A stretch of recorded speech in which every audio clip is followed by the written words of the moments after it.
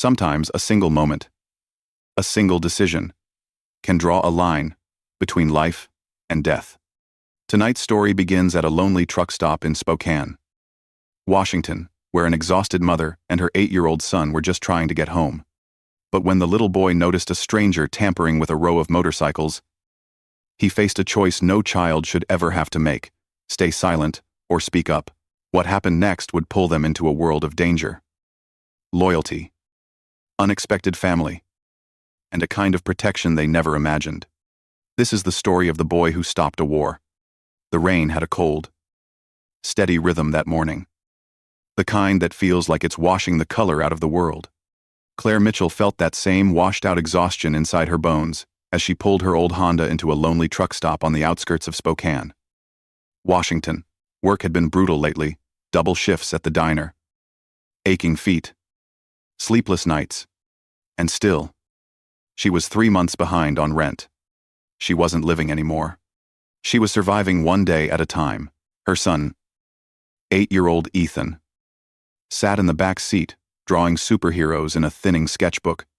He was a quiet kid, thoughtful, always observing. The kind of child who saw things adults brushed past without noticing. His father had died when he was small, and though Ethan rarely spoke about it, the loss had shaped him. It made him cautious. It made him grow up a little too fast. Claire stepped out into the drizzle, shivering as she slipped the gas pump into the tank. She glanced at the balance alert on her phone. The number was red, just like it had been for weeks. Every decision felt like a calculation, a trade-off, a choice between what they needed and what they could live without. She was bone-tired, the kind of tired that didn't go away with sleep. Inside the car, Ethan looked up from his drawing, his eyes drifting toward a row of motorcycles parked near the far end of the lot. They weren't ordinary bikes. These were the machines of the Steel Vipers, a club with a reputation that made most people step aside. Gleaming chrome, black paint, heavy engines, still ticking from recent travel. The men who rode them stood in a loose circle nearby, leather vests darkened by rain, voices low but steady. But Ethan wasn't watching the bikers. He was watching the man in the denim jacket. The man moved strangely too fast, too nervous, darting glances around the parking lot like he expected someone to grab him at any moment. He crouched beside the first bike. Ethan squinted, leaning closer to the window. The man pulled out a bottle and poured something into the gas tank. Then he took out a wrench and twisted something near the wheel. Ethan frowned. That didn't look right. It didn't look like maintenance.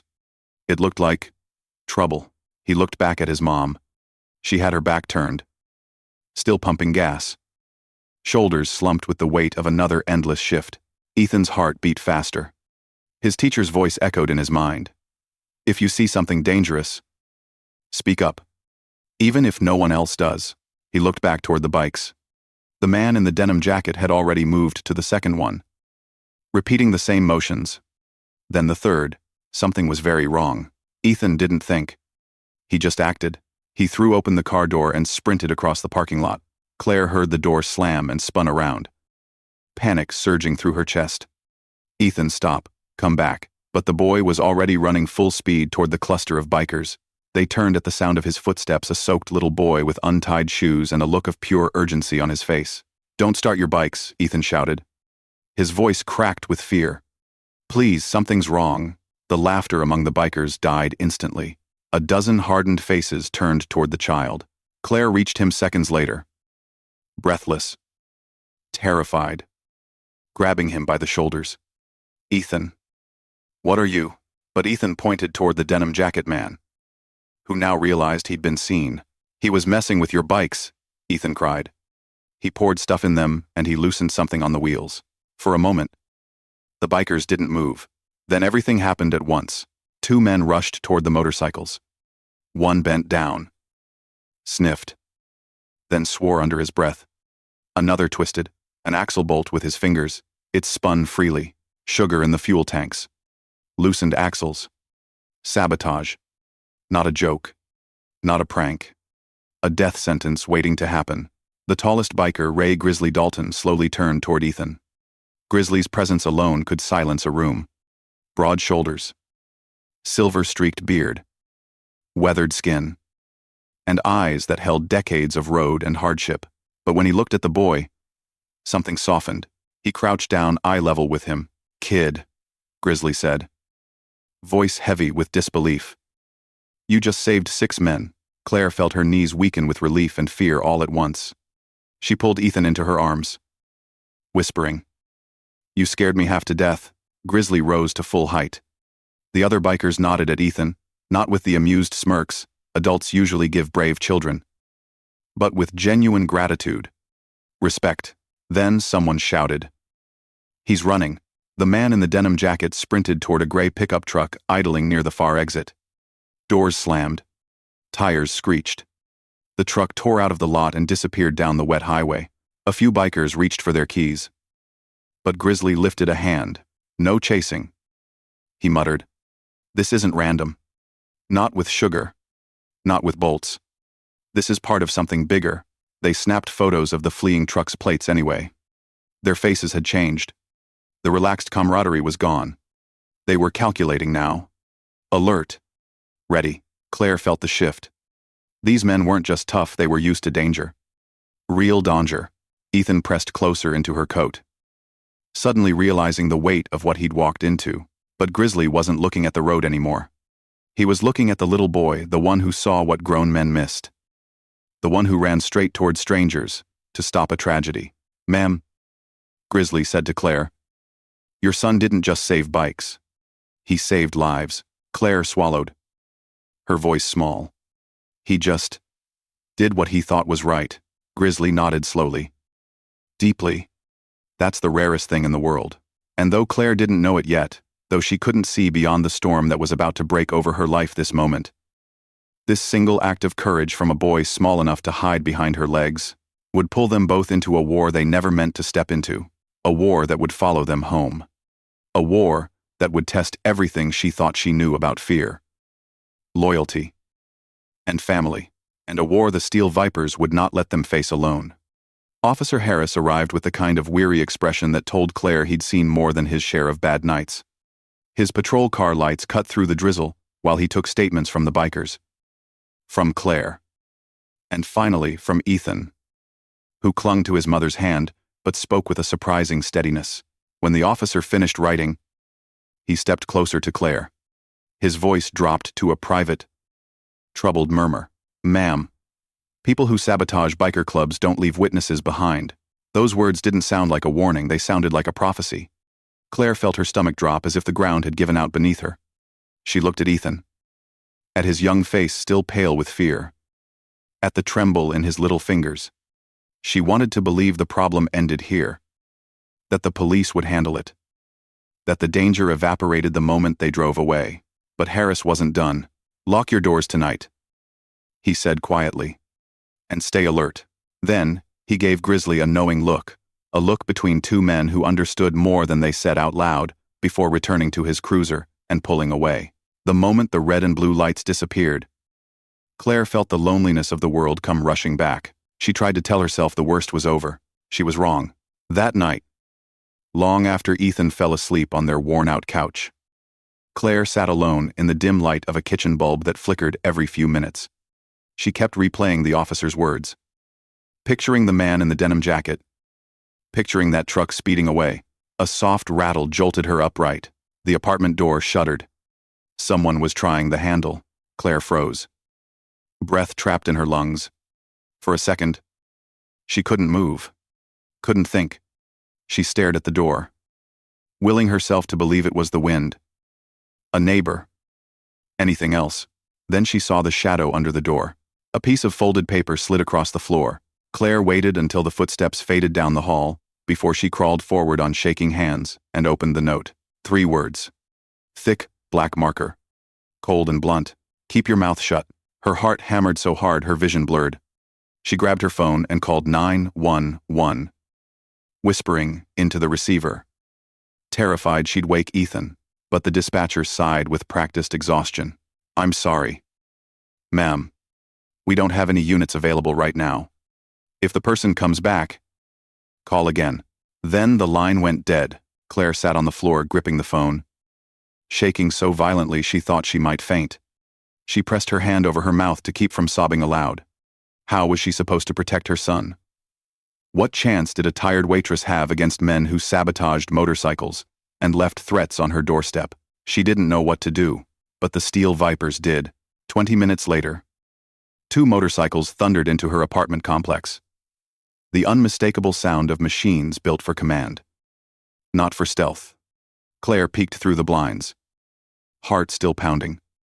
Unsure whether to feel relieved or terrified, Grizzly Dalton strode up the stairwell with purpose, rain dripping from his beard. Beside him was Cole Mercer, the club's vice president, 10 years younger than Grizzly, but steady in a way that made Claire feel a little less like the world was collapsing around her. Grizzly didn't knock. He spoke through the door. Voice low but certain. Claire. It's us. Open up. She cracked the door and immediately broke into tears when she saw them. Not because they were bikers. Not because they were intimidating, but because someone had finally come.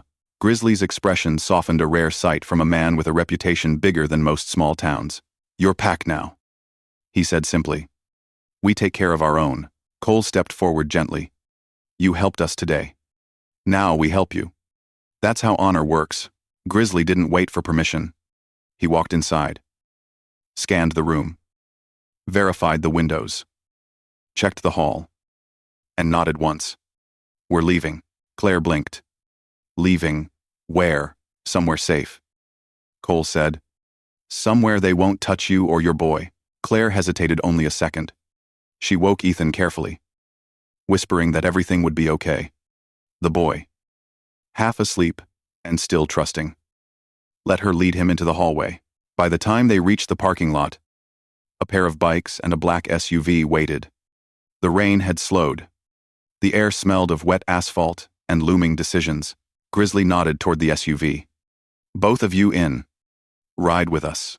For the first time that night, Ethan smiled, a small, fragile smile, but real.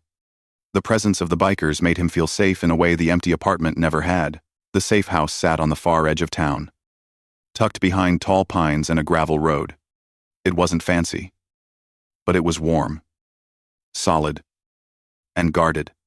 Men Claire had never met nodded respectfully as they entered, their presence quiet but reassuring. Ethan explored the place with wide eyes, touching the sturdy furniture, the warm blankets, the small bookshelf in the corner filled with forgotten novels. When he found the old board games stacked in a cabinet, his smile grew wider. It was the first time Claire had seen him smile in weeks. For a moment, just one moment, she let herself breathe again. But the storm behind the sabotage was only beginning to unfold. The next morning, the Steel Vipers held a meeting, and when they returned, their faces carried answers Claire wasn't ready to hear. The man in the denim jacket wasn't acting alone. He was working for the Ridge Runners, a rival gang notorious for violence, extortion, and turf warfare. They weren't just trying to damage bikes. They were trying to provoke a deadly confrontation, one that could spiral into a full-scale war on Spokane's streets. And Ethan, with his clear memory and careful eyes, was now a high-value witness, a loose thread in a dangerous tapestry. When Claire heard it, her knees almost buckled. I can't do this, she whispered. I can't keep running. I can't afford to start over again. I'm behind on rent, behind on bills. I don't have anyone else. I don't have family. It's just me trying to keep him safe. Her voice cracked into a breaking sob, the kind she had fought back for too long. She expected the bikers to look away, uncomfortable, unsure. They didn't. Cole stepped forward slowly, placing a steady hand on her shoulder. His voice was gentle, patient, and strong. You're not alone anymore. That sentence hit her harder than the threat at her door, because it felt true. That night, the danger became more than theory. Claire was jolted awake by shouting outside, angry voices, boots pounding against gravel, the metallic scrape of something dragged through the dirt. Motorcycles roared. Men yelled orders. Claire scrambled from the bed, heart slamming in terror. Convinced the Ridge Runners had found them, she raced to Ethan's room. pulling him close as he cried into her shoulder. Then a knock. A soft one. "Claire." Cole's voice said from the other side of the door. Steady but strained. "It's okay. We got him." She opened the door to find him breathing hard. Rain on his jacket. Hands scraped, but steady. "A scout," Cole said, trying to get close. "We intercepted him before he reached the yard." Claire steadied herself against the doorway. "This will never stop." "Will it?" Cole met her eyes. There was no bravado in his voice, only a promise forged from something deeper. "They won't touch you," he said quietly. "Not while we're breathing." And in that moment, Claire understood something she hadn't before. The danger was real. But so was the protection. So was the loyalty. So was the family forming around her and Ethan, a family made not by blood, but by honor. The storm had come for them, but they were no longer facing it alone. The next morning brought a kind of tired stillness to the safe house. But no sense of peace. Claire sat at the small kitchen table with her hands wrapped around a mug she hadn't touched. Every knock from outside made her flinch. Every rumble of a motorcycle made her wonder if the Ridge Runners were coming back. That's when detectives Rowan and Ellis arrived. They sat across from her, their expressions serious but not unkind. Ethan stood beside the table, quietly tracing circles on the wood with his fingertips, listening to every word, like his life depended on it. Rowan leaned forward. "Claire, going public might be the smartest thing you can do." Claire blinked. She wasn't sure she heard him correctly. "Public, you mean, on the news. Visibility protects you," Ellis explained. "Right now you're a secret. And secrets can vanish.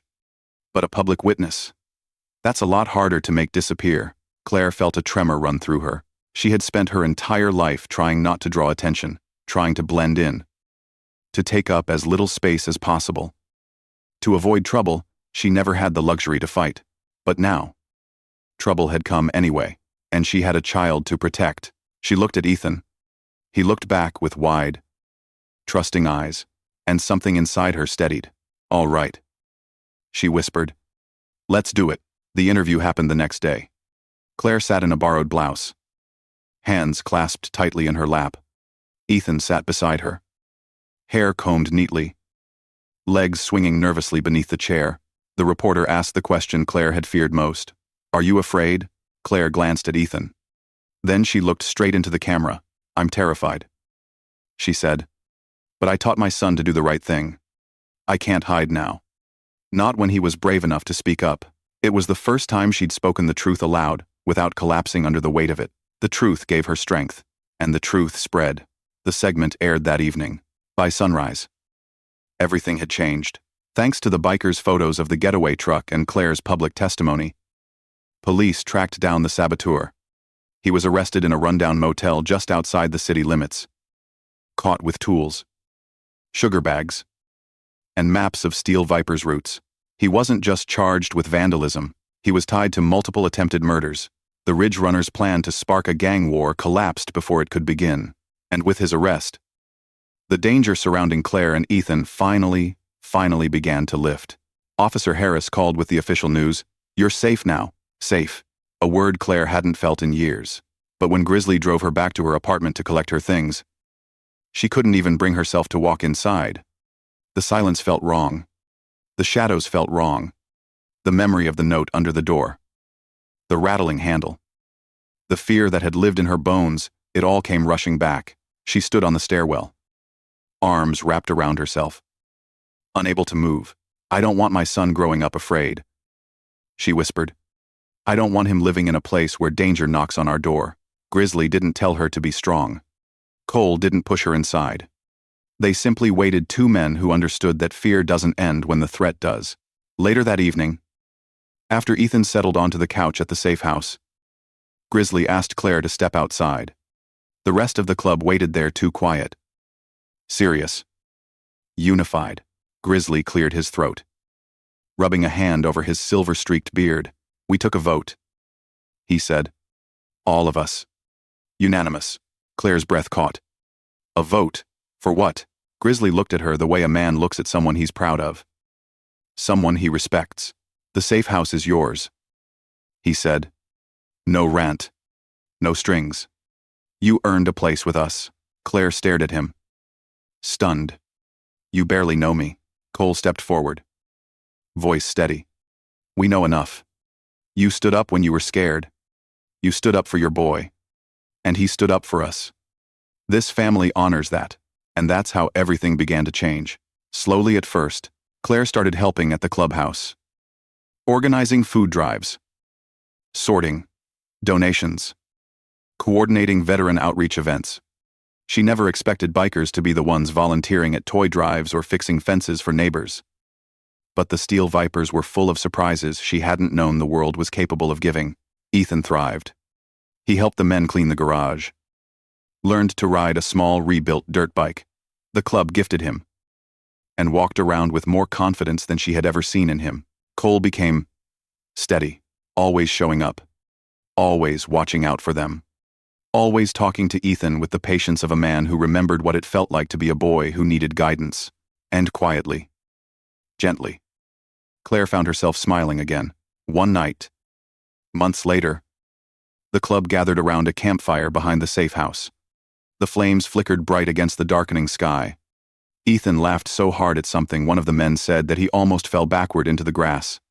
The sound of his joy drifted through the warm air. Claire stood beside Cole, hands tucked into her sweater, watching the people who had once been strangers and now felt like the kind of family she thought she'd never have again.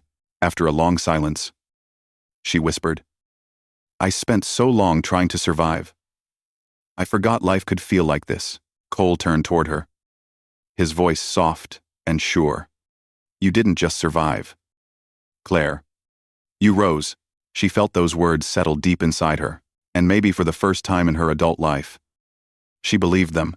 Claire watched Ethan run through the grass, his arms out like airplane wings, the bikers cheering him on as if he were their own. The fire crackled. The night felt warm. And for once, just once, nothing hurt. She took a breath, looked at the life around her, and spoke the truth. Her heart finally understood. Family doesn't always come from blood. Sometimes it finds you in the exact moment you need it most. If this story touched your heart, take a moment to like this video, share it, and subscribe to Riders of Honor. Tell us in the comments, would you have gone public like Claire, and what would you have done in Ethan's place? Your voice might inspire someone else to stand up when the world needs it most.